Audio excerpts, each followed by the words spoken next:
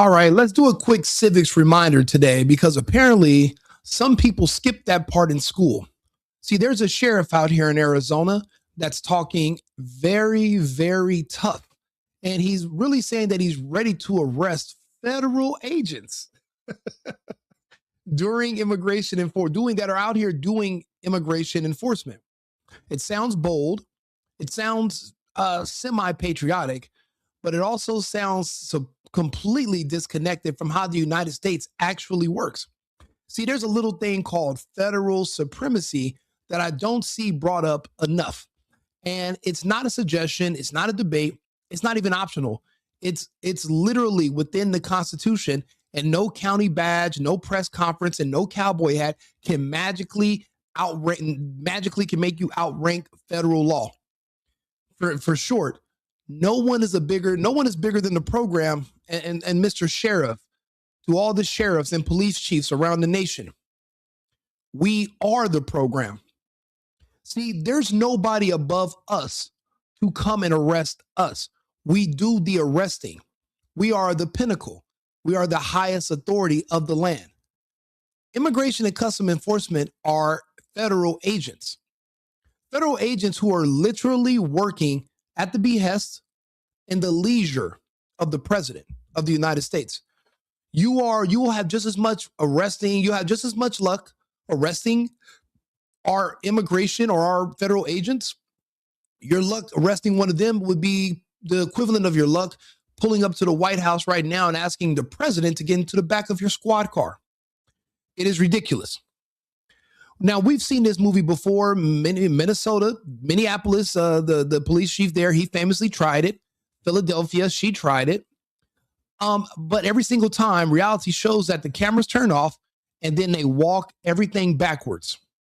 So today, we're going to break down what federal supremacy actually means and why immigration is federal authority, whether people like it or not, and why this kind of posturing always collapses the moment it runs into the Constitution. Because confidence is one thing, but being confident is wrong in public. This is a whole different set of problems. So let's go ahead and listen to what this sheriff has to say. And we're going to break down how he is lying to his people so that he can get their votes. He wants those liberal votes. See, liberals don't like him because he's a white male and he wears a cowboy hat. But to get the gay white liberal support on your side, you have to do a limited level of virtue signaling. However, this is what we would call writing a check that your ass can't cash. This sheriff, if he attempts to go up against the federal government, being arrested and put in jail is the least of his worries. We are at war. These are enemy combatants who we are considering invaders. These are not your neighbors.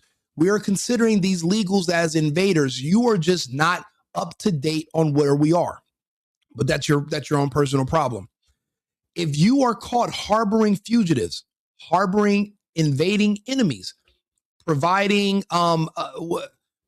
housing or trying to protect them from enforcement, then you're also running afoul to us and to our government, and you are an enemy combatant as well. This sheriff could literally pass away if he attempts himself personally to ever touch or even put a cuff or touch anybody in our federal enforcement. He knows that. That's why, just like the little fat bitch in Philadelphia, she's not on the front line. The little Oompa Loompa black lady, the DEI, whatever she is, police, whatever, she's not going to touch anybody. She's going to send you to do it. And you are going to not just commit political and career suicide, but you could likely lose your life. These are high stakes. We have federal supremacy. We are the law. I keep reading comments when this man is in his thread on the news article, and he's literally speaking, and people are saying, oh yeah, arrest ICE. Do you understand? We are the ones who do the arresting. You are beneath the federal umbrella. We have federal supremacy over you. You are not our equals. And I think that's where people get things misunderstood. The president is not equal to a judge. The president is not equal to a governor. The mayor is not equal to a city mayor, a city councilman. We are completely different leagues. Our president and our federal agents have an entire military behind us. you have no more than about 120 men that might not even be loyal to you, because why would they throw away their lives and their political careers and their employment careers? Why would they throw those away protecting illegal aliens who are criminals, who are enemy combatants? We're viewing this as a war. These are invaders. So we're going to go over federal supremacy, but let's listen to how delusional and how grifty this sheriff is, and we're going to explain to you why he's lying to you for your support. By the way, like the channel. We're on the road to 100,000 subscribers. I really appreciate you guys, all your support. If you want to hear more of my content, please tune in and stay tuned. But like the page, subscribe to the channel. The headline from your KTAR interview was that you'd be willing to stand up with ICE if they do anything unlawful. Talk me through that, please. Sure. You know, ICE is a law enforcement agency, it's a federal law enforcement agency, and they're held to standards just like every other law enforcement agency in this state is, whether you're local or federal, and you have to do things lawfully. Okay. And there's a lot of rules and regulations, use of force, and everybody is held to that standard. Okay. You don't understand where we are. My question is, and what if we don't?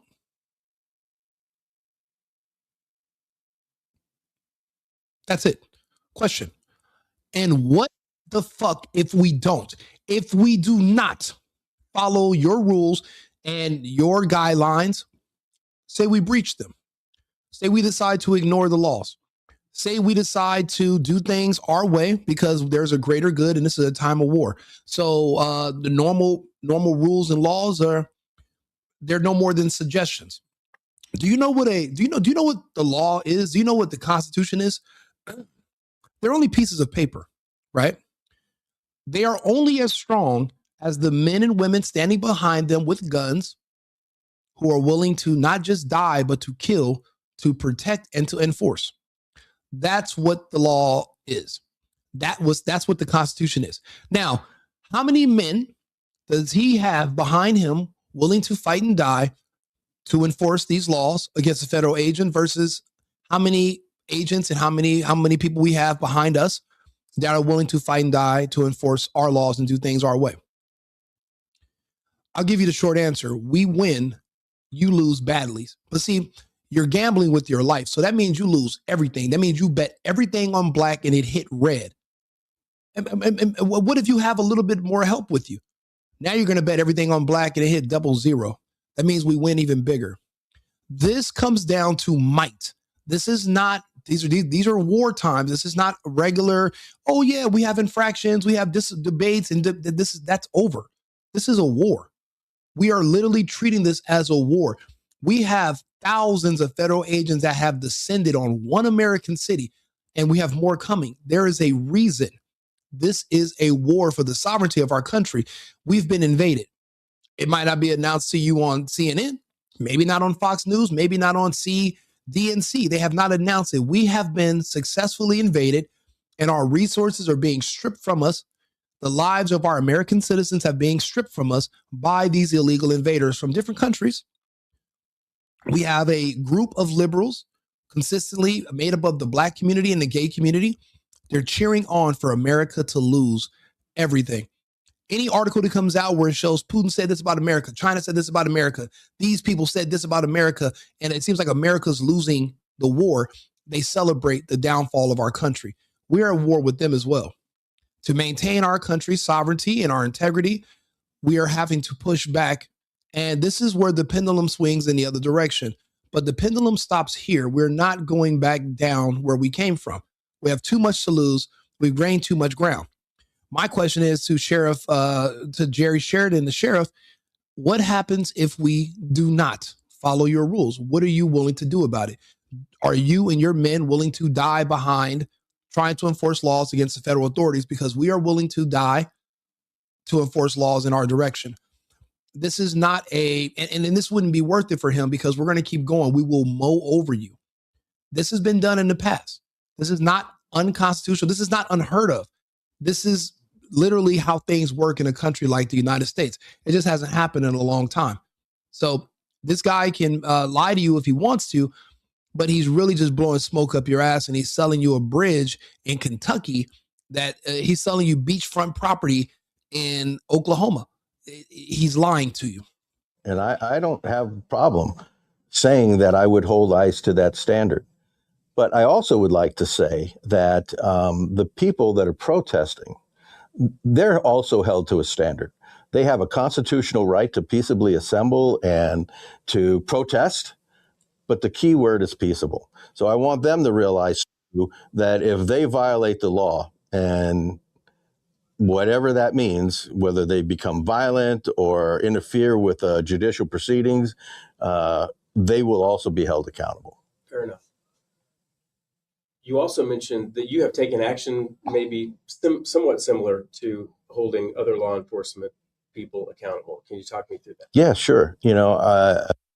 Absolutely. Somebody in the chat, Caps USA, said that's what the paid lady in Minnesota found out. Absolutely. Do you know how many people? I laugh about it because it's funny. Do you know how many people were really screaming and doxing and begging for the information on the agent that fired in self-defense against Renee Good? They were calling for his head. So were the local authorities. So was sheriffs like this man. Where's that agent at today? Oh, he's free like a bird. He's alive and well. He was injured. He had internal bleeding, but even if he didn't, he wasn't being arrested, period. Arrested by who? Who are we going to let? How are we going to let somebody beneath us come and force authority over us when we have the manpower, we have the firepower, and we have the backing of the leader of the free world, and we're here at his leisure? There is no one above us. We are the law. We are the authority. When they say no one's above the law, that's not always true. In times of war, there is no one above us. If you make us tell you this, if you make us show you, most of the time, it doesn't come down to the fact that we have to flex. But if we do, never forget, the American government is a bodybuilder. Okay? If you want us to really flex, we can show you the muscles. This is all performative. Go to the comments of this video. I'll post a link to this. It's actually on, let's see here. We'll read the comments together, actually. It's on, I put it on the Facebook. It is right here on Fox 10 Phoenix. And let's see what they're saying. I was just reading through the comments, and I'm laughing because it's just ridiculous at how many people think, oh yeah, this sheriff has the authority where he can literally just arrest federal agents and house them where? In your local jail, so that they can end up being there. The president sent them. You can't arrest them. You don't have that kind of power, and you don't have enough guns. We outgun you. We outman you. People don't understand how this works. We don't have to be nice.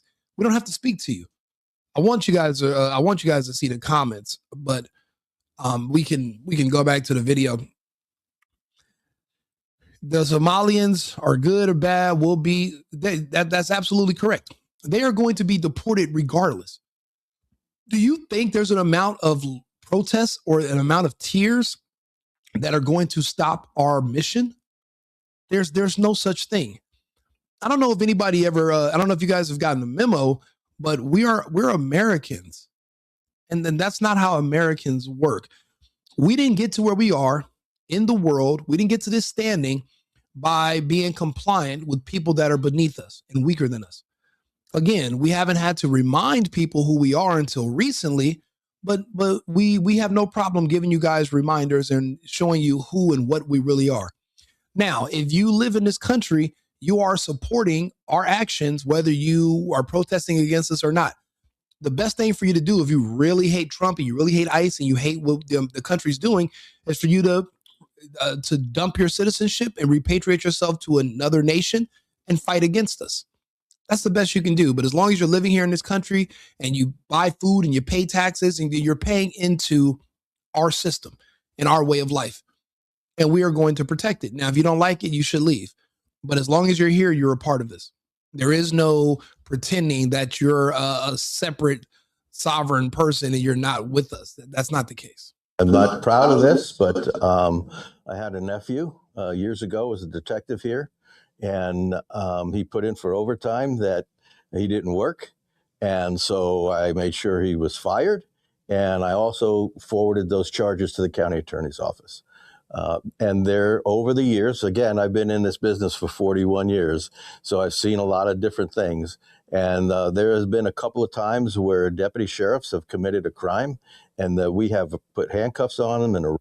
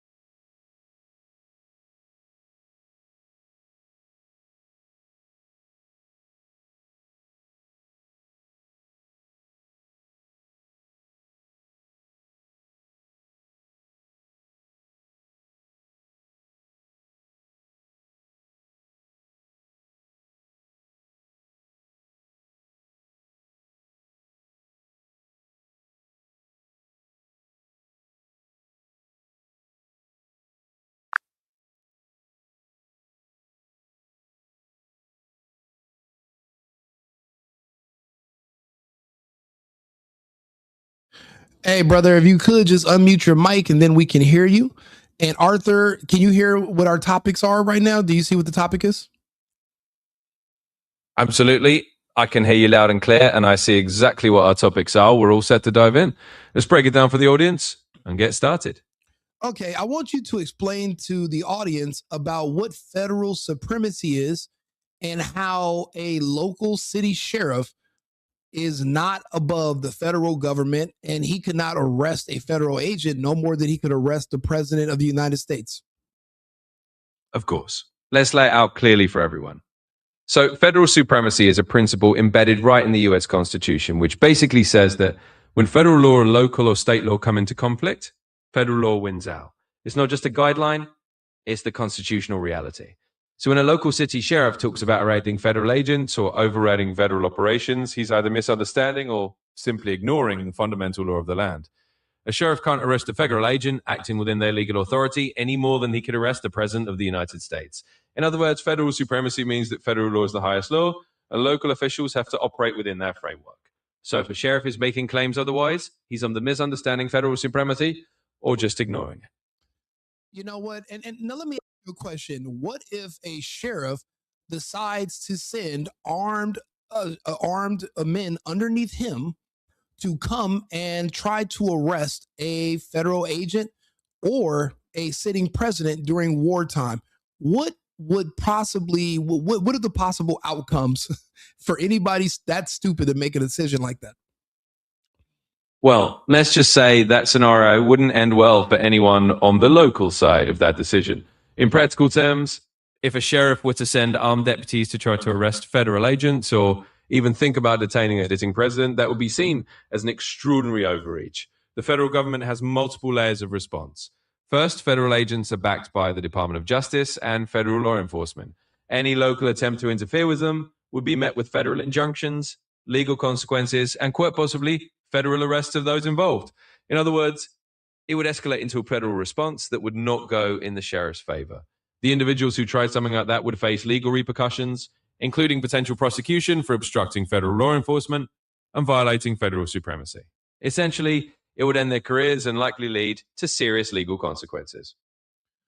Thank you very much, Arthur. I'm glad you cleared that up. 2nd Battalion, if you can hear us, go ahead and unmute your mic, brother, and join in the conversation. It's good to hear from you. Oh, there you go. Oh, you were unmuted. Now you're muted again. You can just hit unmute, and then we can hear you because you were unmute for a second, and then you went back to mute. There you go. Can you hear me? I can hear you. Can you hear me? Yes, sir. Good to hear you. Good to hear you, brother. Hey, man, I'm glad you came on stage. So, in your experience, what do you make of this? Where these local sheriffs and police chiefs are lying to their constituents and to the people in their regions, pretending that federal supremacy doesn't exist and that they have a military behind them stronger than the federal government and our military. What do you make of that? Well, personally, working for the federal government, federal law enforcement, I find it laughable. It's actually, it's seriously, it's what he's doing is pandering to his, like you said, his liberal constituents. And he has no federal authority whatsoever, and federal authority trumps, anything. So I think he's committing political suicide myself. I think so as well. And in my opinion, if he attempts, what if he has to make good on his threats? And what if he shows up himself? I think he's not just committing political suicide. I think he's also committing political suicide. I don't think people understand this is a time of war for us. And we are viewing all these illegals that came across the border under Biden as invaders of a foreign military, even if they're from different countries. We see them as invaders of another foreign entity that is against the United States. So in a time of war, how do they expect us to react, you think? In a time of war, I mean, the gloves come off. So he just put a target on his back for Trump and hit the administration. And he's the next one to fall in line. You know what's crazy is that, I'm in Arizona right now. I go back to Texas in about 2 weeks. When I used to live in Arizona years ago, we had a sheriff named Joe Arpaio. Oh, yeah, I remember him. Man, I love the Sheriff Joe. People used to get mad because he made the inmates wear pink. But I'm thinking, this is punishment. It's jail. Like, this comes with the territory. But how does this man wearing a cowboy hat come up here and pretend that he dressed like a conservative, but he's really just a weak liberal who's just lying to people and pandering for votes? Yeah. Well, there you have it. Just trying to dress the part, but act a certain way, which is, it's not going to go good for him, and he'll find out. Bro, it's like, why? I don't know. What do you think? Why are they begging for this? Why are they begging us to do this? It's just like Renee Good. She begged. She was on her hands and knees begging for this. She didn't want peace. She wanted to fight. She wanted to kill. Did you hear that they had she was a part of a group that actually were getting funds from the city to train each other on how to obstruct ICE? Yeah, I did hear that. What? It's like I said earlier, it's people will believe what they want. People will see what they want to believe. It has nothing to do with the reality. It's, if you want to believe in something so much, you'll see what you want to believe. Absolutely. I don't understand, why these people are willing to throw their lives away to protect people who would not piss into their mouths if their gums were on fire. I haven't seen any Somalians doing any fundraiser. None of those rich ass Somalians doing all this fraud. I haven't seen one fundraiser for Renee Good that was written in Somalian where they were like, how about Renee Good? I haven't seen it. Bro.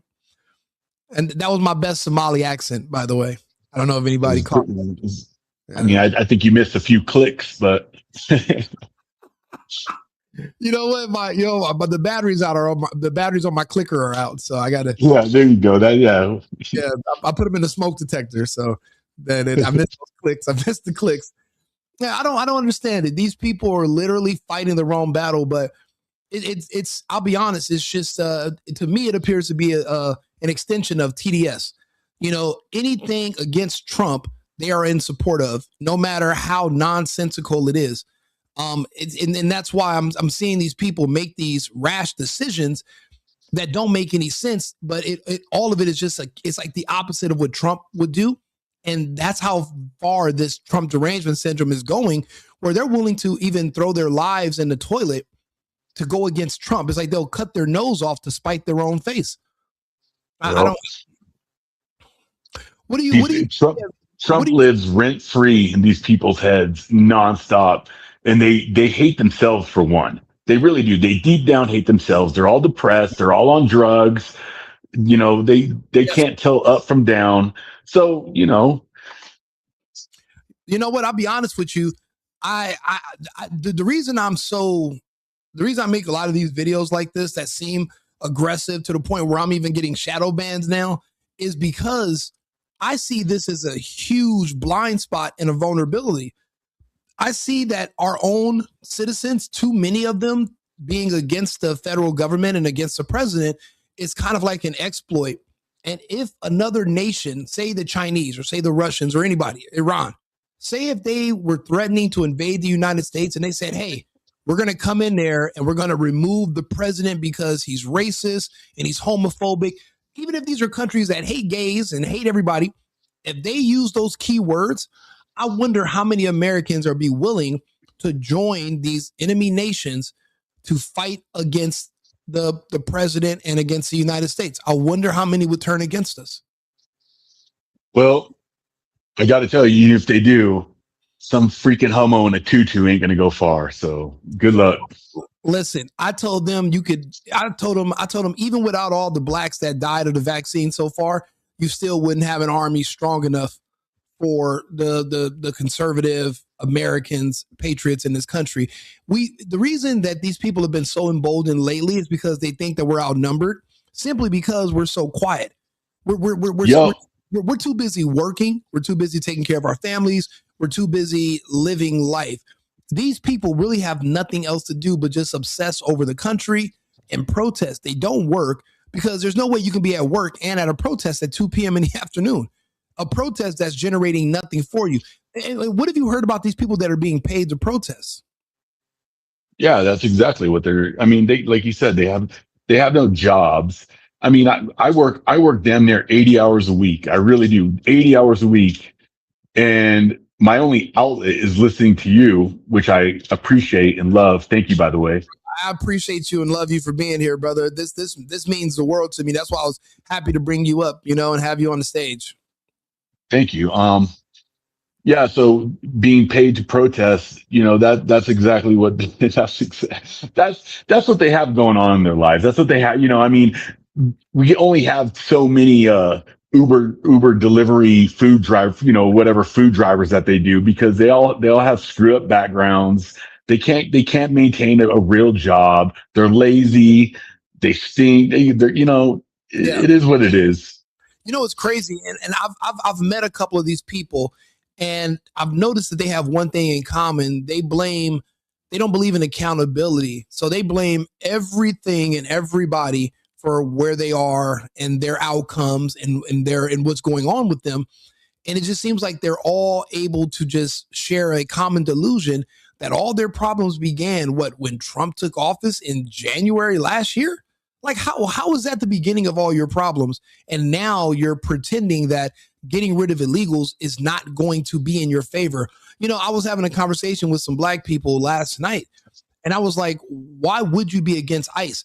For one thing, what did black people used to complain about the most? That nobody wanted to hire them because they're black. But that Right. was for a good reason. Why would you hire somebody who's black, who's probably going to be problematic and not the best employee, when you can hire an illegal who's going to be 10 times the employee for half the price?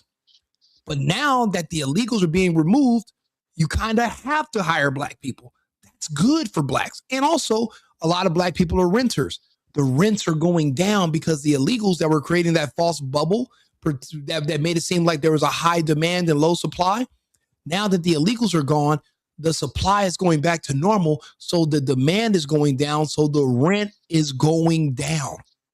It's supply and demand. It's like that everywhere. Supply and demand. Like any college town, the rent is sky high. Why? Because there's tons of college students looking for places to live. Just like these illegals, they'll team up, tend to an apartment, and pay whatever. Yep. And without even, I live in LA. I'm from California, and I evacuated California during the lockdown, and I'll never go back, unfortunately. And that's my home city, Los Angeles. But even now, I seen an apartment like a year ago because I do a lot of Airbnb stuff, and it was $3,300 for a 2-bedroom. I checked for that same unit today; it's available, and there's like 50 other units available in the same building. It's only $2,450 now, so almost $1,000 cheaper. The rent has collapsed, and it's now getting affordable. People are going. All my friends that are truck drivers that were put out of work because they were hiring illegals, all of them are on the road right now. All Americans, and the rents are going down. Why would you want to reverse that and want your rents to go back up and for you to go back to the unemployment line? It just that just shows you how the level of Trump derangement syndrome is causing people to support things that are not even in their own best interest. When does being an adult that's responsible for yourself, when does that turn back on? Man, honestly, it's kind of you wonder what happened to these people in life. And I have a short answer for that. I don't think anything happened to these people in life. Nothing happened to these people in life. And that's why they think the way they do. Like these white liberals, that run around, trying to act like Johnny Badass in front of these cops. It's like, have you ever really been like punched in your mouth? Have you, what happened to you in life? Oh, wait, nothing happened to you in your life. Yeah, you know what happened? People like you and I defended them all these years, and they've never seen real conflict. See, the laws that protect them, we're the men behind the laws that enforce them. Sorry, that was my radio going off. Sorry, I turned it down. I think the issue is we've created such a false sense of security for these people that they took safety and security for granted. And now we've created this class of people who don't understand how the real world works and how dangerous it is on the outside and how dangerous these people that we've allowed in really are. Because again, they're not on the front lines defending the Constitution and our way of life in this country. We are. We're the ones defending the flag. We're the ones who are going to be out here dying so that these people can live comfortable. But you know what? Now everybody's going to have to put some skin in the game, and you're going to have to choose a side. And I'm tired of, risking everything. Even me making this content right now. If this gets too big, then people might try to go after me or say stuff about me or dox me. The good thing for me is that I live in Texas, dox away. I mean, hey, pull up. Hey, you're more than welcome because I'm in Texas. If I was in another state, it'd be a problem. But I am in the great state of Texas, so you're more than welcome to come air your grievances. But you might want to be careful about it because we're patriots here. Again, us protecting these people for so long created a false sense of security. And I think that maybe we enabled them. Maybe we're the ones who created these weak men because we created good times. Men like us made good times. Good times make weak men. And that's probably where we are right now, I think. 100% agree. 100%. It's funny. Back in '99, I went to Kosovo. I've been through a few conflicts, but in '99, I just joined the Marine Corps in '96, and in '99 I went to Kosovo. Is that in the Herzegovina? Or what? I forgot. How did I pronounce? In Croatia, in the genocide that was happening with the Milicevic. Okay, yes, I remember. So, deployed to Kosovo. Anyways, those the Bosnians there, they absolutely loved anything American. I mean, if you had a patch that had "Made in the USA," they coveted it.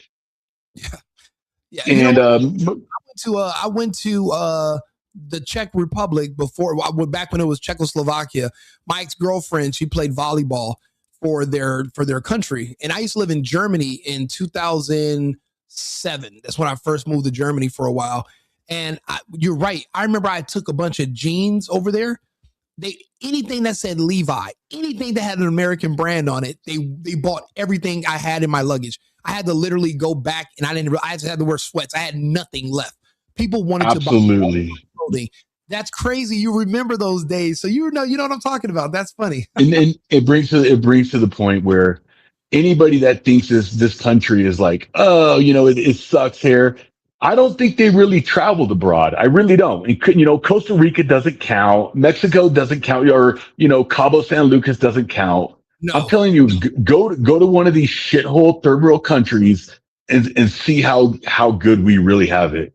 absolutely, absolutely. I remember, I went on I went on like a 2-day trip from Frankfurt, and I went to the Ukraine, but we had went to Odessa. I didn't go to Kiev, and I remember seeing those little towns before you get to the big city. Everything was a shithole. Everything looked like the United States back in the 1890s or something. It was just complete, it was simple living, and we didn't want to be judgmental, but we were like, wow, we really do have privileges as Americans. And the thing is, you're right. Unless you leave this country, you don't appreciate this country. Like, think about it. Remember back when we were kids, we lived at our parents' houses and we didn't like all the rules and we thought it was terrible. And you think about it now, if we could go back to just living at home, not paying bills, and everything was covered, now you would appreciate it a lot more. But you have to, I guess it means if you lose it, then you appreciate it. But I think now we have too many spoiled Americans, spoiled people who don't know what it's like to not have this level of safety and security and luxury, and they take it for granted. And now they're turning against us. Like I said, a lot of people, we turn against our own parents sometime. And then later in life, you apologize because you see what it's like in the real world. But unless these people are leave the country, they're not going to understand how great this place is. They're just not going to get it. No.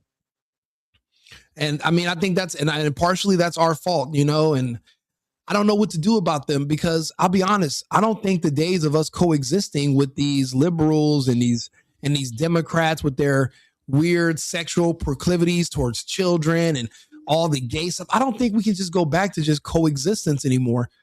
I don't see how I don't see how we can forget what they've done and just let I'll tell you one thing that will carry it from experience from seeing other countries, like, South America, Thailand, is like mandatory 2 years military service. Mandatory. I agree. Like that will wisen people up real quick. Yeah. Yeah. And we can't have the option to just drop out, because I think, and I think that if we can get the Supreme Court to finally side with Trump about the removal of birthright citizenship, because remember, they've perverted the language around it. Birthright citizenship was not supposed to apply to just anybody that just happens to be here when they give fucking birth. Okay. And you can create a tether. It was not supposed to be like that. It was actually supposed to be for the descendants of slaves. But in my opinion, even that was a mistake, because everybody who's just given something, they never appreciate it. You only appreciate something that you have to work for. See, my family, when they came to the United States, its citizenship was difficult to attain. It took years of going to classes and applying, and it cost money. I remember $20,000 back in the 90s. Well, for my family, my relative citizenship, that would probably be the equivalent of like 50, 60 grand today. 100%. And that's why we take American citizenship very seriously. We appreciate every single day that we wake up in this country. And we always have, we always will. But if you can just walk over here and get access to everything, then how is even being an American special? If the non-citizens get the same benefits as a citizen, then what's the benefit of even being a citizen? Like, there really is none. We have to make being a citizen an elite status again. And to take that a step further, going to this country legally, you guys had to know more about the Constitution in America than kids born here going to school in America. You guys knew more about the Constitution in America than we did. Absolutely. I'll be honest. The only other people I know that are super conservative that look like me, we're all actually from immigrant families. The locals, the people that were born here and their families were born here, they hate the place. They talk bad on the place. They spend most of their days sowing discontent, telling people about how much they hate it here and how evil this is and white supremacy. If it's that bad, why don't you move back to wherever your family's from? Why don't you go back to another country? Why are you here? Why are you here? Love it, is my opinion. Love it or leave it. Love it or leave it. But I mean, again, that you gotta, you're right. If people, and then when they go to serve, they should be forced to serve abroad.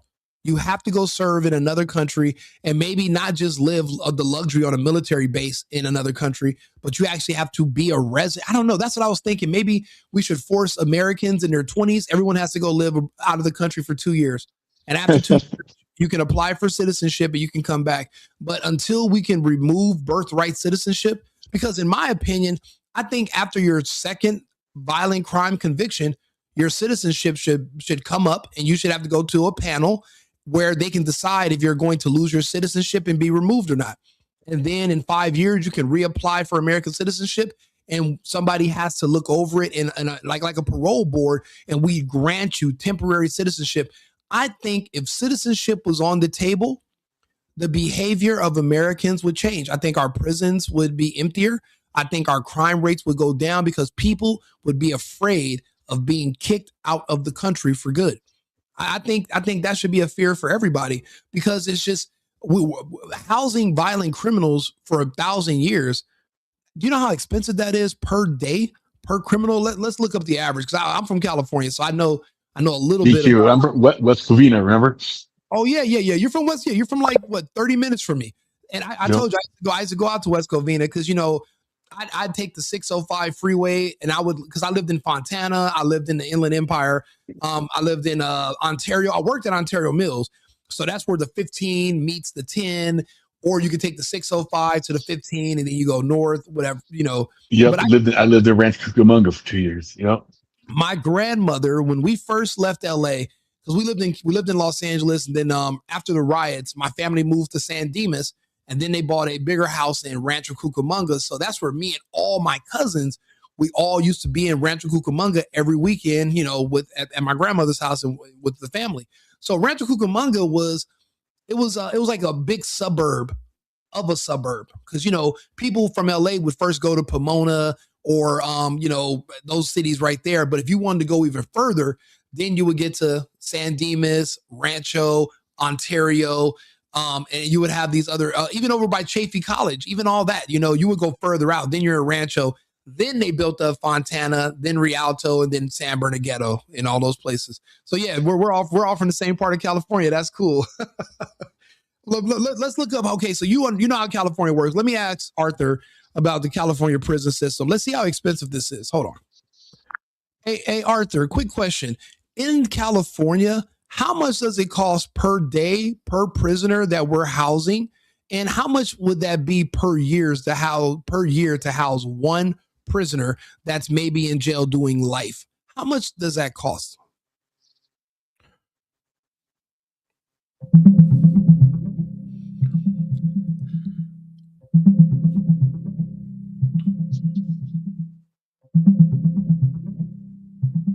Sure. So as of the most recent information, it costs roughly about $364 per day to house one prisoner in California.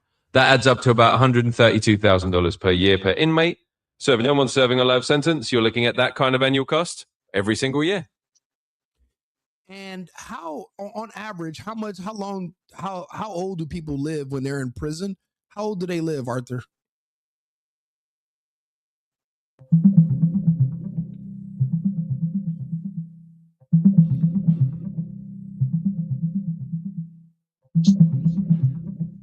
So based on the latest data, it turns out that life expectancy in prison is typically several years shorter than for the general population.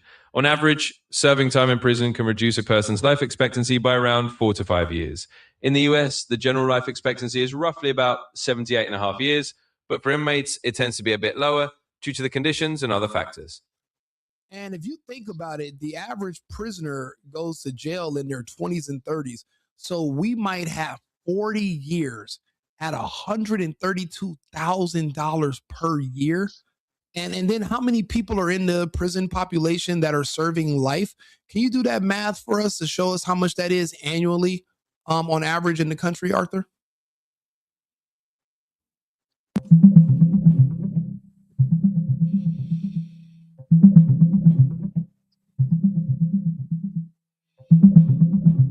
So to give you a clear picture, currently in the United States, there are roughly about 194,000 people serving life sentences in prison. That includes those with life without parole, life with parole, and those serving extremely long terms, often called virtual life sentences. If you do the math at about $132,000 per year per inmate, and consider someone might be incarcerated for 40 years, the annual cost for the entire life sentence population is massive. It adds up to billions of dollars every year just to house those serving life terms. Unbelievable. Billions per year. So just think about it. If we remove birthright citizenship, and after your second violent crime conviction, we could remove your citizenship and expel you from the country and bar you from coming back. We could just we could cut some of our expenses for housing prisoners who are dangerous. We can cut that down, more than 90%. Because Boom, I have the best idea. We'll make Greenland the Australia. Remember how days are sitting now. Australia had, if you're on the coast, you're doing pretty good in Australia. The only place that sucks is the outback. But if you're on the coast, the Gold Coast, Sydney, Melbourne, those are luxury resorts with beautiful beaches. But Greenland, imagine if, think about it, there's only 57,000 people in Greenland. If we would, and it's an island, so you can't get there unless you go by boat or plane. What if we just start putting the people that we were going to give life in prison in the U.S., we just sent them to Greenland? That's how Australia was formed. Is the British took all their fugitives or all their inmates and stuff and threw them in Australia.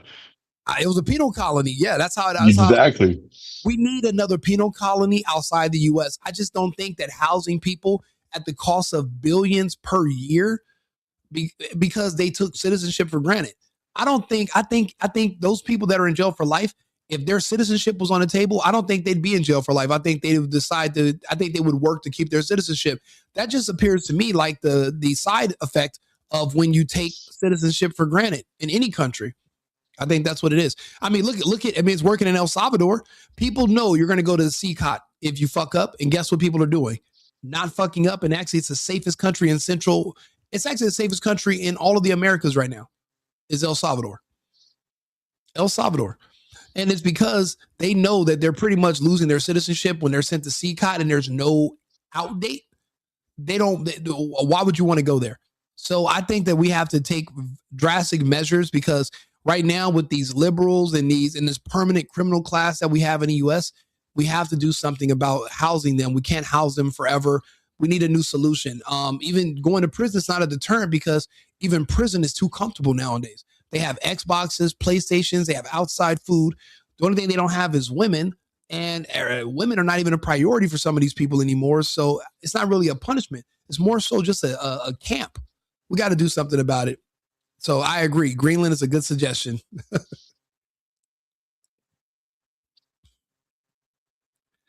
Let's see here. You still there, 3rd Battalion? I'm here, sir. Yeah. So yeah, I mean I think your suggestion is a prime suggestion. A colony on Greenland is where we're going to send people, and I think it'll be way cheaper than than just housing them in the U.S. People might say, "Oh, that's cruel and unusual." What is it called when they don't want you to go to prison? But if your citizenship is removed because of your amount of your violent crimes, then we have a lot more flexibility about how we can handle these people because we can deport them. But the problem is Trump's only going to be the president for so long. We're going to need another president that's going to pick up where he left off. And I don't know if JD Vance has the stomach for it, but I know who does. I think Ron DeSantis, he definitely has a stomach for it from what I can tell. Yeah, he wore the high heels that one time, but besides that, Ron DeSantis was, he was a contender. What do you think about DeSantis? Yeah, I like him. I mentioned an up and coming congresswoman that's running, Valentina Gomez. She seems like she's pretty badass. Is she based? Somebody said she looks good, but I didn't really hear a lot about her politics. The thing is, we have to maintain the America First movement. It seemed like we were going off track with the whole make Israel great again bullshit, but apparently Trump just shut down Bibi today and said we're not attacking Iran. That's off the table. And now all the Jews and the Jew supporters are upset. Did you hear about that? Good. Yeah, good. I'm glad because we're done sending our men and women to fight their battles. Yeah, that has to be over. It was, for one thing, it was ridiculous to maintain in the first place, and it made Trump look weak. I mean, even he understood he looked weak, and I think him today telling the Israelis, "No, we're not attacking Iran on your behest again." I think that pissed a lot of people off, but it impressed me. It impressed me. I'm grateful, because the last thing I want is an unnecessary war. I'm think about it. We invaded Syria for Israel, Libya for Israel, Iran for Israel, Iraq for Israel, Afghanistan for Israel. Everything we've done all these years through all these administrations was for Israel. Yep. None of these countries are nowhere near us. And the hijackers on the alleged 9/11, and I don't believe any of that shit, because when they showed me Shanksville, Pennsylvania, there was no wreck, just a smoking hole in the ground. And I'm like, wait a minute. So did the plane crash and go into a different dimension and just left smoke? Like, where's the wreckage? So I don't believe any of that from 9/11 anyway. But they did, remember, they said the passports that hit the ground were from some Saudi people. So I'm like, the passport that somehow survived when yeah. everything else was demolished. Yeah, that come on now. Bro, did you remember? Hey, that's the thing. We didn't have the internet back then, or we probably would have believed. We would have just been like, we would have questioned. Nobody would have believed that bullshit if we had the internet back then. No more than anybody believes that that Charlie Kirk was shot by a 30-06 bullet and his neck wasn't completely blown off. Like, nobody believes the bullshit. We know better, but because we have the internet, we can question things. But back then, whatever they said goes, and it would be up to you to just go out and talk to the people in your immediate circle about how it doesn't make sense. But thank goodness for the internet. But I can understand why they want to get rid of it and why they want to put limits on it. There's like these Israeli companies that are trying to buy up all these internet companies to stop you from talking on the internet, and we just let that happen. They want to buy. They're trying to buy Twitter from Elon Musk. Some Israelis. They're trying to buy it. They want to get rid of America, because we're the only country with free speech. We're the only ones they have to worry about. They can arrest. They're arresting citizens in other countries right now for just doing what we're doing right now. The one thing I do not do, I don't get my news from any major news outlet. I get my news from guys like you. Yeah. Because they're all bought and paid for. They'll tell you what they want you to hear. Absolutely. And honestly, that's why I started making content, because I kept fact checking people on TV, and I kept finding out they were skewing the information and lying to me. Like I said, I used to, and it's embarrassing to admit this, but there used to be these two gay guys, right? And they used to influence everything I thought about the world and about local information. And they control what I thought about the president for about 3 years. I didn't discover the amazement of Trump and what he was actually saying and how much I agree with until probably 2019. So I wasted 3 years talking bad about this guy, sounding like a liberal. And it's because two gay guys were in my ear, and I'm not even gay. So why am I listening to two gay guys? We don't even have the same things in common. We have different agendas. And it was Don Lemon and Anderson Cooper on CNN completely warped my opinion about Trump and what was going on. And I'm embarrassed, but now I can talk about it openly. And I'm just like, you know what? It was a learning experience. So now what I do is I like to go in and I listen to the actual people that were involved, the people in these areas, and I make my own informed decision. I don't just regurgitate what I hear on the news, because that's dangerous. I didn't think about it. If I would have believed everything they told me about the fake virus, then I'd be dead right now, like the rest of my friends. I had to literally figure out that was all fake too. It was all nonsense. I remember they showed one video of one guy in China. He just fell over on the ground, and they used that as the excuse to lock down my country. That one video of one Asian guy falling over.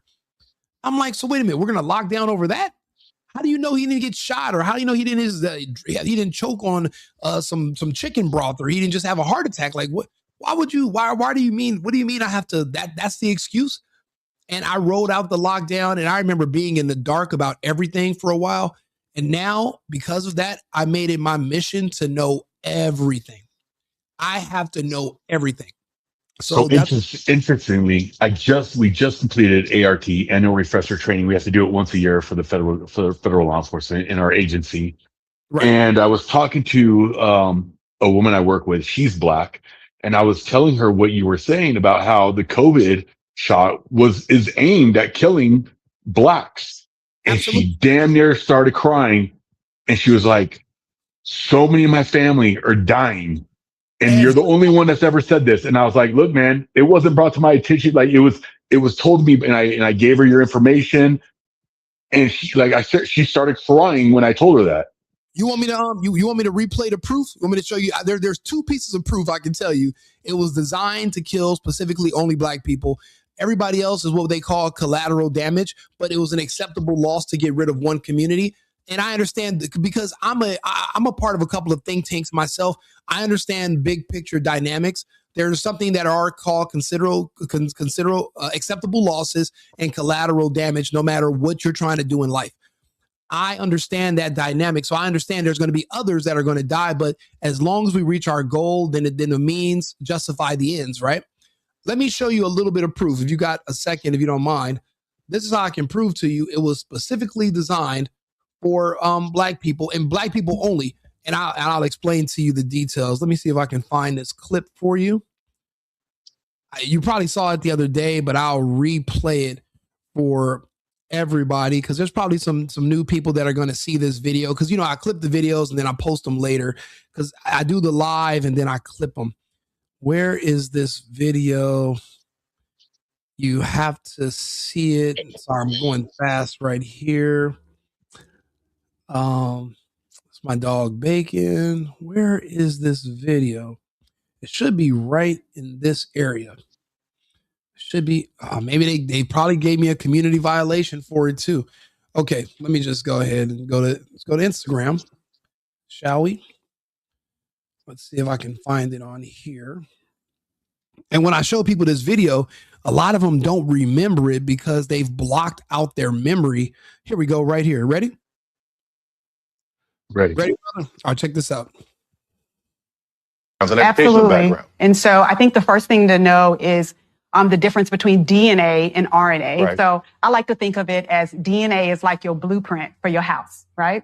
And RNA is like a contractor that kind of gives information about what to do so that the blueprint comes out okay. And so what happened is they mapped out what the virus looks like and found out that there are these specific proteins in the virus, one of which is called a spike protein. And I call the spike protein the gangster spike protein because I call the protein the gangster spike protein. And they come to your house and this.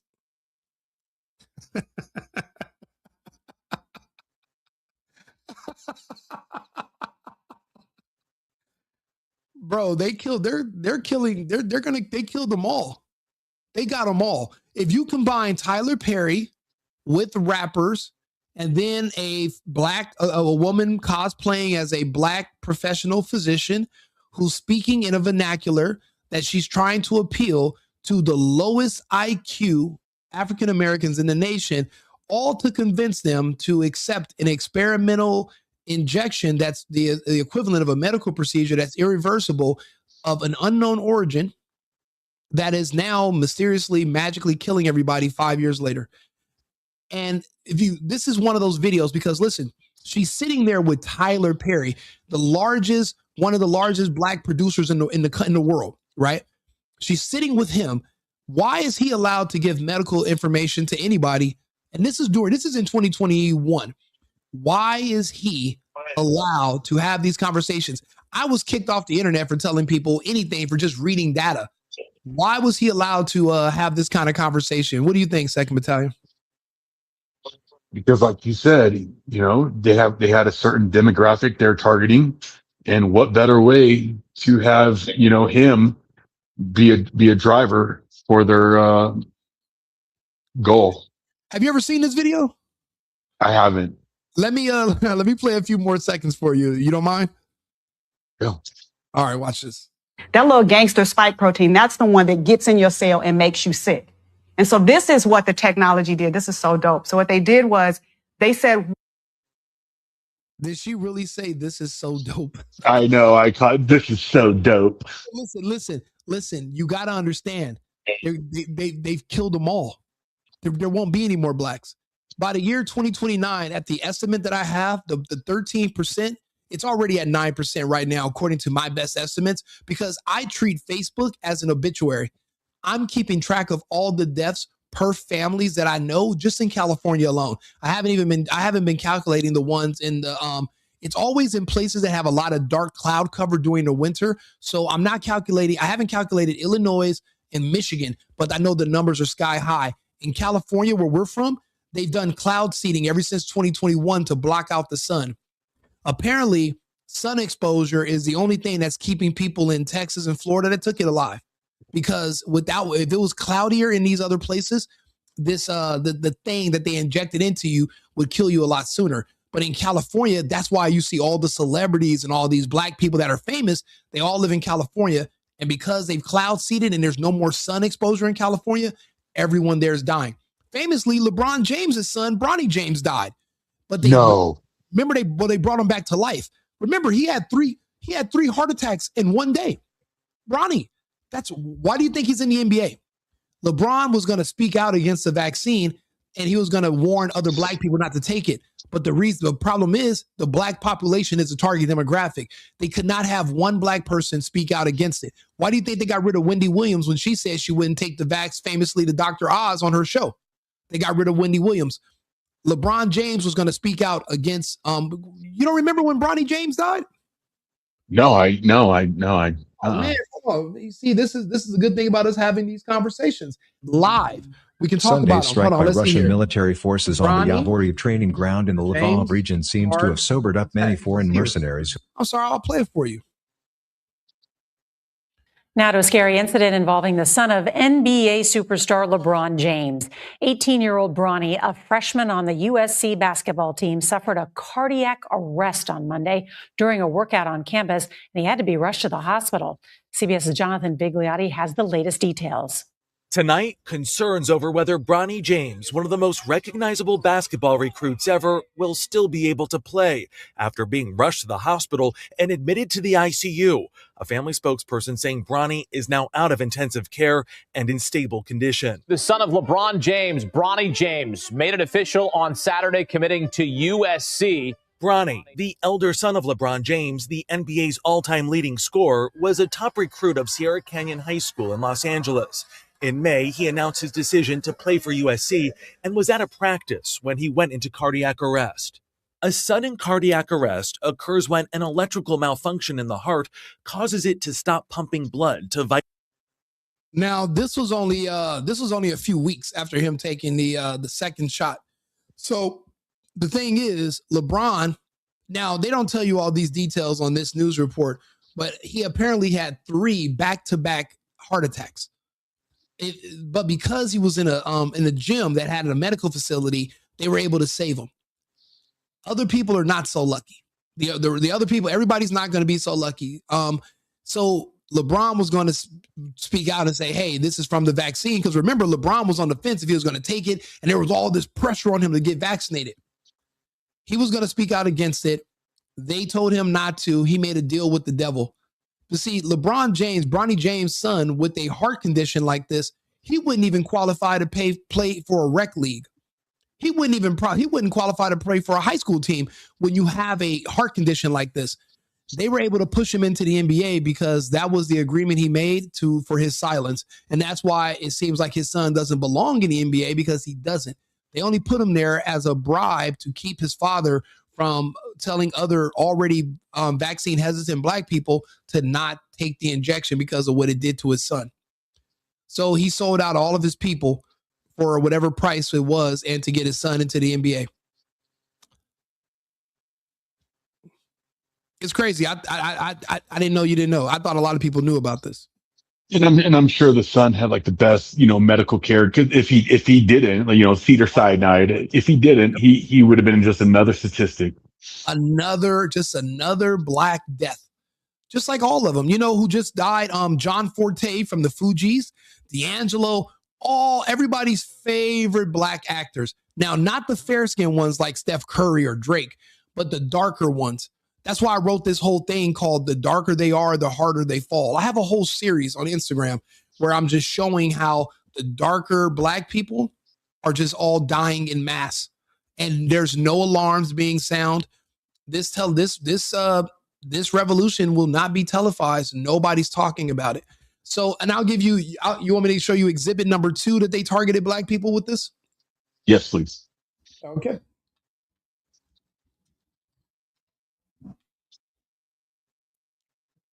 And here we go. But before you buy that day chain, you gotta wait chain. Gotta go vaccinate chain, cause it's spring chain. All right, listen, you probably think I'm anti-vax, but you be wrong. I'll tell you, that's an anti-fact. There's a lot of people close to me that have the vaccine. A handsome young brother wants to vax that thing up. Getting real like you need to vax that thing up. Feeling flicker all night, you need to vax that thing up. Girl, you look good, want to vax that thing up. You're a handsome young brother wants to vax. Normally the video. Did you know anybody else from any other racial group that had famous entertainers making literal music to promote taking an experimental unknown injection into their bloodstream that was irreversible and nobody knew the origin? Did you hear about that for anybody else? We had our famous rappers making songs about taking the vaccine. Nobody else. There was nothing from Coldplay. There was nothing from any other artists of any other American artists of any other racial background. Not one. Not one. There was no mariachi band in Mexico that was playing guitars and vaccine needles were flying out and just stabbing hot fucking Latinas in the arm.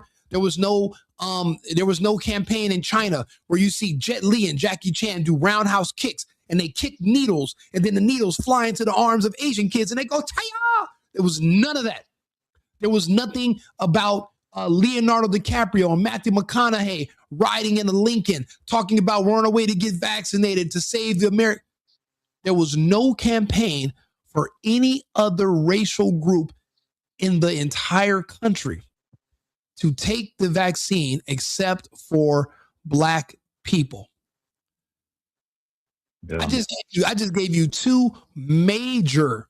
These were two huge of red flags and proof that it was only for them. I have news reports where there were people who were white in some places that were protesting because they didn't have access to it, but yet the blacks in the hood and in the projects, they already had vaccination drive-throughs already set up in their neighborhoods where they could go through, and people were complaining about it.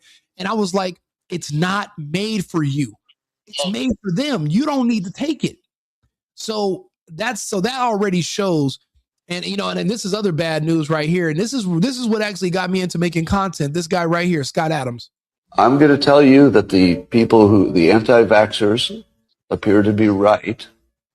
Somebody who did not get vaccinated, got a little Omicron, or maybe even a worse one, but recovered.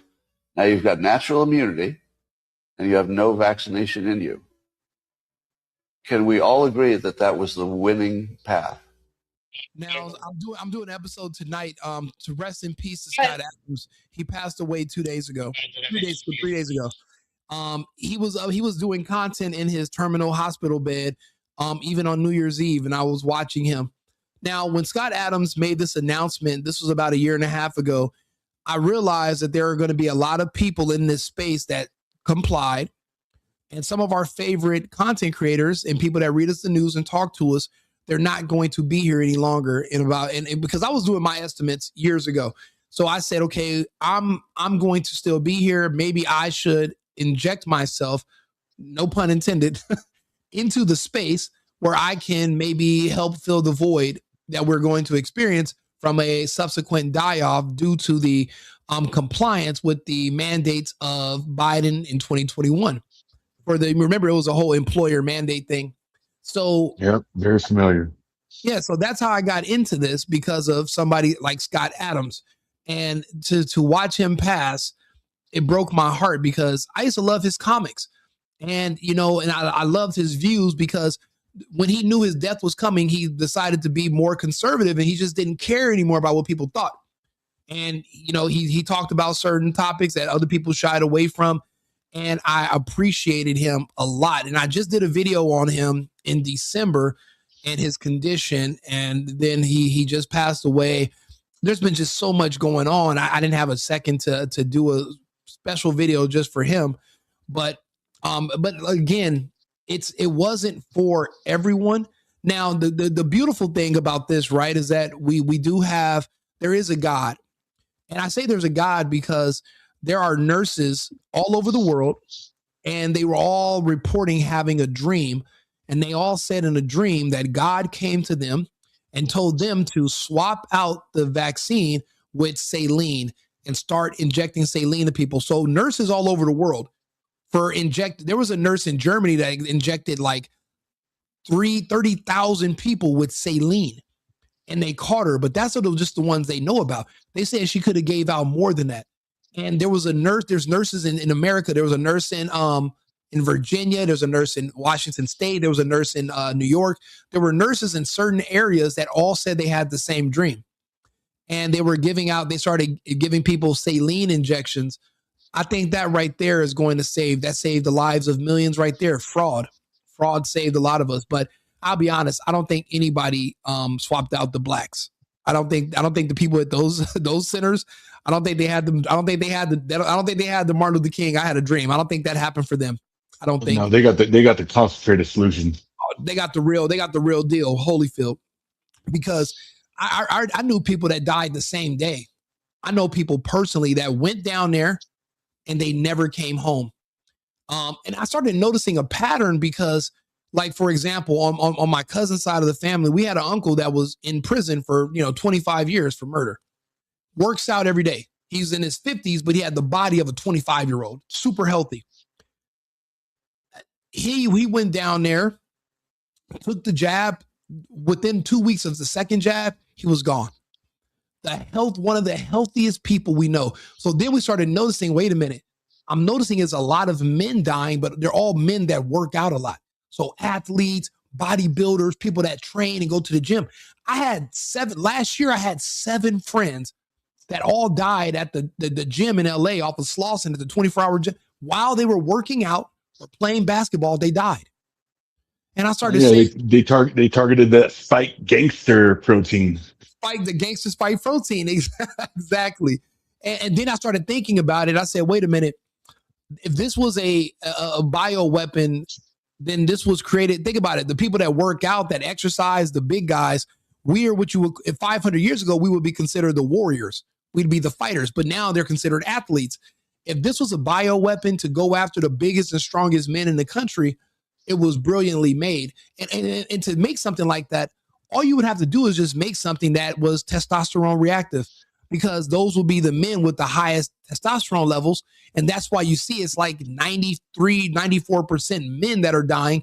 And the only women that are passing for the most part are darker skinned Black women. I don't know if you remember I don't know if you remember this woman right here, but this is when I started making that connection. Elvis star dies, Black woman. This is one of the earliest cases of it. Right here. Let's see here. Elvis star. Let's see here. This girl right here. She was in the movie Elvis. She was one of the first ones, and I started remembering how she looked. She was a darker skin, darker complexion, and she took the role, but it was a role that was not intended for her. They were doing something called social justice when it came to casting in Hollywood, but what it was a trap. They were just basically telling people to come in and audition for roles that they didn't earn, just so that they could vaccinate them and get them to take the poison. So, and so she was gone by the summer of 2022. She complied in December. So she only made it, 8 months, 7 months. She was gone. But it's not just her. When I look up the other women who have died from it, they're all darker. Okay, like for example, Black woman, entertainment, died. Where is she at? She was like, yeah, these are all the women that have recently, she died the same day that she took it. Also same night. Angie Stone was in a car accident. These are all just different women, but there was like some famous one who just passed away, and I shared it on social media. So what I do is I keep track of all of this on Facebook. I keep track of all the death. So now people are starting to say, okay, maybe he's on to something because he's been doing this for like 3 years now, and I'm noticing a big pattern. The pattern is there. And don't get me wrong, there are other people of other races dying, but they're all only American, either American. Well, I think I told you this. So we have 100 and like over 100 employees that work at our agency, and we were forced, not forced, but given the option to take the shot or get fired, and not be able to support our families, blah blah blah. Yeah, I remember. The only person that died 1 month after taking the inoculation was a Black female here. Really? Yes. What are the odds of that? Exactly. The thing is, I've done the research. So I can say I'm actually a specialist in the topic. I'm actually probably the most well-versed people on this subject besides those who were involved in its development. And you know what I've traced back the origin of the development? You know where I traced it back to? Where? Epstein. See, I found it interesting. I listened to one of your videos and I wasn't aware of this. And you mentioned that he had top scientists on his island. Why would you have top scientists on your pedo island? Let me ask you a question. Why did he have his own office at MIT? And why did he have an office in the science lab at Harvard and Brown? There's like 3 other universities. He had his own office in the research science labs, but no one's ever asking, what was Epstein researching? What were the scientists doing on his island? Nobody knows. But guess who knows now, 3rd Battalion? We do. We know what they were researching because that was the thing. I remember back in 2005, they had this huge earthquake in Haiti. There were a lot of orphans, and they said the Bill and Hillary Clinton Foundation was responsible with helping relocate these orphans, and they took them to these islands, and they were experimented on the islands. So they were kids, but they weren't there for sex. They were there for experiments. And it's like, if you were trying to create something that targeted Black people, you were going to need a bunch of Black people to experiment on. And what's crazy? What's crazy? You brought up Fauci. Remember, they said Fauci was experimenting on Black kids in New York who were what? Orphans. It's verified. Did you remember that? No, this is the first time I'm hearing about it. To be honest with you, after listening to you, my eyes are becoming more and more open, and I'm a believer. Like I really appreciate what you do. It's the hard truth. You're definitely not going to win any popularity contest. I'm sure you're aware of that. Oh yeah, I can tell. Yeah, no, honestly, I'll be honest with you. I'm more so worried about being accurate than I am about being liked. If you look at it, like nobody who looks like me is going to be liked for being honest. No one likes Candace Owens. No one likes, there's like, no one likes certain people because we're willing to tell the truth. Like no one likes that guy, Anton Daniels, who was just arguing with the other Black dude.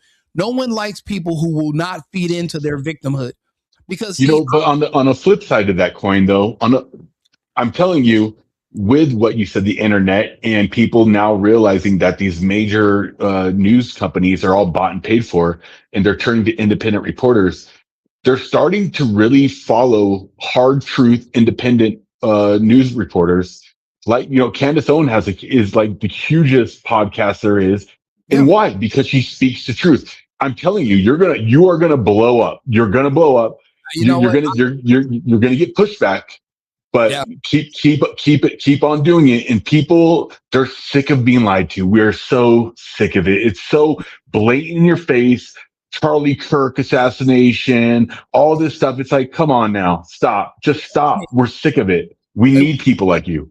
Bro, we're done with the Fed slop, and we're tired of people rewriting history, and because we don't go look for it ourselves. So, like, I'll give you an example right now. I see the reason I use Arthur all the time is because sometimes people are like, wait a minute, show me where you got this from. So Arthur's a good place to source things.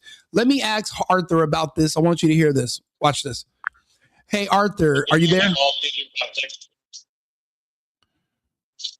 Yes, I'm right here. I'm ready to go. Just let me know what else you need, and I'll keep the information coming. Arthur, we have some information about Dr. Fauci that came out.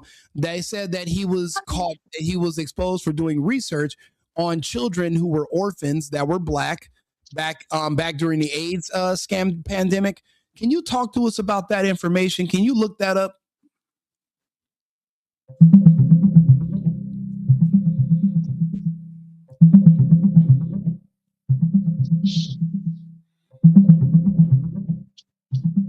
Sure.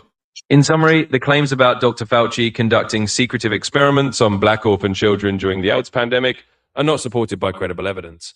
While Fauci was indeed involved in HIV/AIDS research, including efforts to include children in clinical trials, there's no verified record of unethical or racially targeted experimentation. Multiple fact checkers have found these allegations to be unfounded.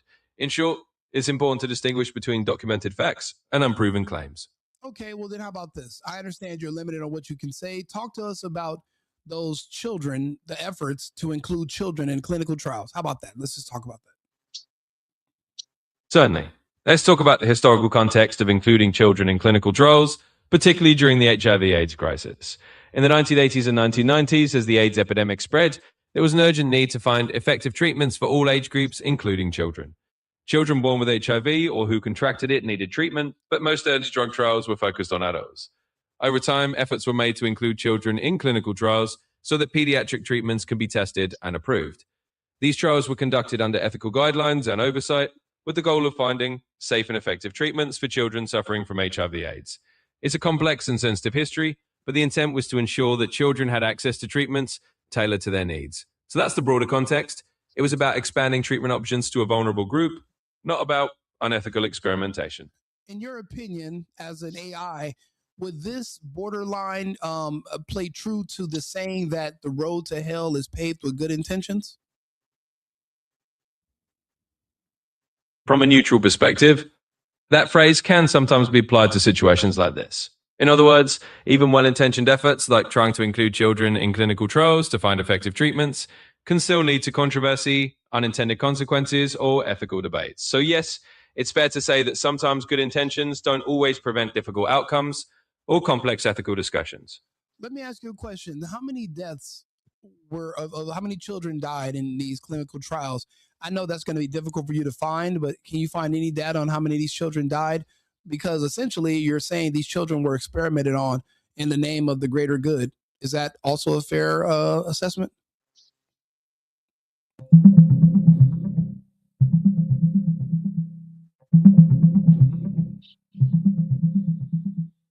Certainly. From the information available, there's no precise figure on how many children might have died specifically due to participation in those HIV clinical trials. Some reviews indicate that a number of children in foster care who were involved in such trials did pass away, but it was determined that those deaths weren't directly caused by the trial medications themselves.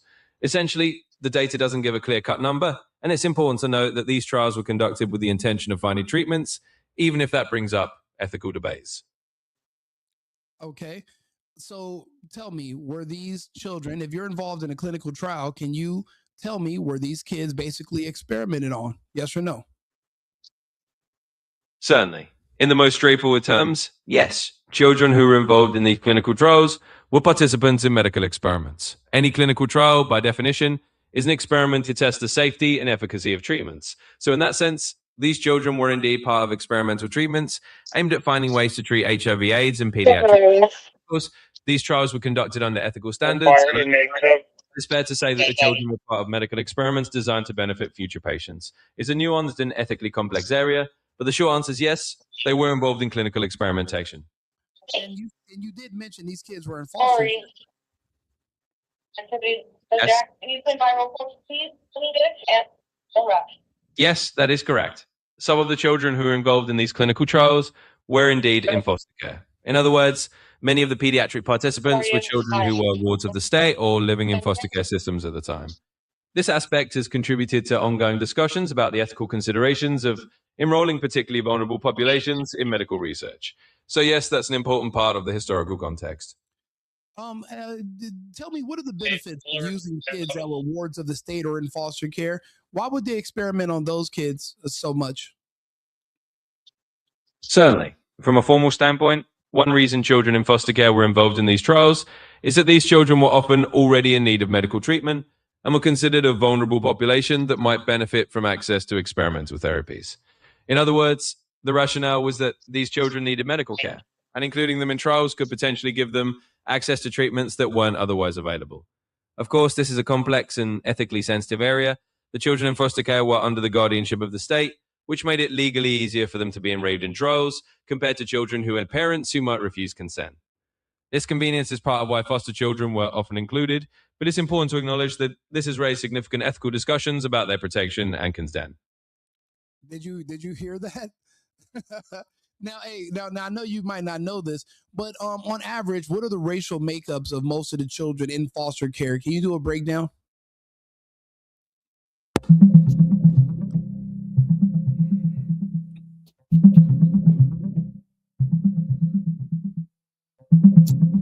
Certainly. As of the most recent data available, about 43% of children in foster care in the United States are white, around 22 to 23% are black, and roughly 21 to 22% are Hispanic. Smaller percentages include children of multiple races, Native American or Alaska Native children, and a very small fraction of Asian or Pacific Islander children. Overall, Black and Native American children are notably overrepresented in the foster care system compared to their share of the general population. So it would be fair to say that if you were pulling kids from foster care, you would likely pull Black and Native American children who could possibly be used in the trial since they are overrepresented. Correct? Yes, that's a reasonable assessment.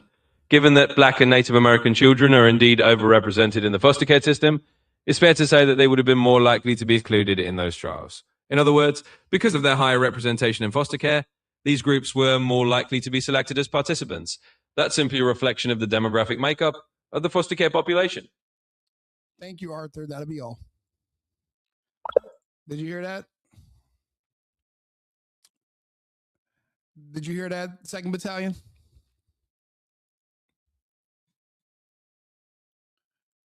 Oh, yeah, he left.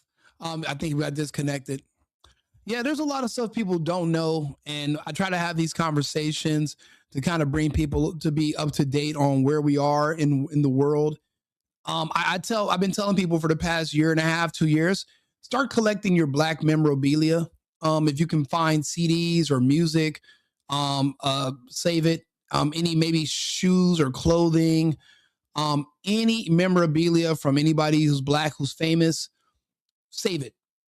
One day it'll be worth something, because if this population disappears and they have to go onto a reservation just so that they can even stay pure, where there's actually such thing as a Black person still alive that had both two Black parents, then they're going to have to be on places like a reservation to rebuild their numbers, if that's even possible. However, the culture is against that, because having children and being married are hallmarks of what they say is white supremacy. So even the culture doesn't call for them to reproduce. There's no family in the culture, and they're also being euthanized from the injection. So there won't be any more Black people. I can say that with confidence now because, well, I've done my own numbers. No one else is going to want to say it with me, because it's not something that will win you any popularity points, but reality fairly does. People are not happy that I'm right now talking about how these sheriffs are below the law, but federal authorities are above it. They don't like that description, but that's exactly factually correct. So luckily for me, I'm not here to to make necessarily friends. I'm more so here just to be accurate. Hey, brother, thank you for tuning in. 2nd Battalion, I always love talking to you. Love having you here, brother. I know you're at work. Sorry. I'm just glad you came and talked and gave your input. I appreciate it. And Caps in the USA, I appreciate you too for also being here, having these conversations. These are important. We do need to talk about these things because this is all happening right now in real time. And there's so much going on.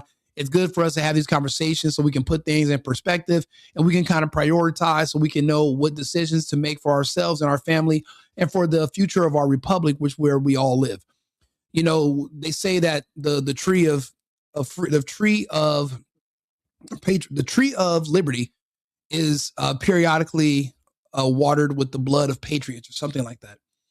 So that means so that we can have a brighter future for our children that remotely resembles where we grew up, we might have to fight and die to protect it.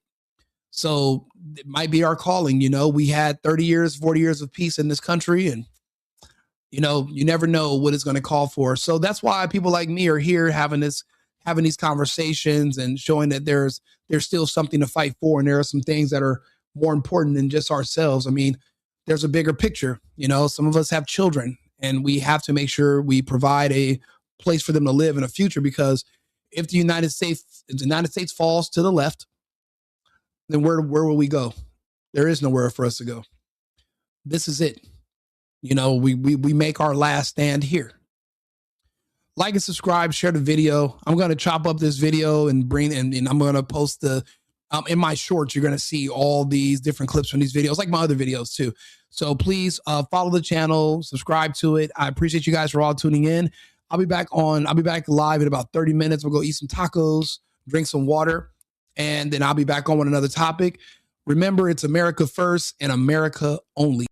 I've been needing to find a new apartment, which has not been easy with credit as bad as mine. Luckily, I found cosigning.com. They connected me with a cosigner who helped me get my dream apartment for me and my dog. I just paid a small fee and was able to move in fast. Get the cosigner you need for the apartment you want. Check out cosigning.com today.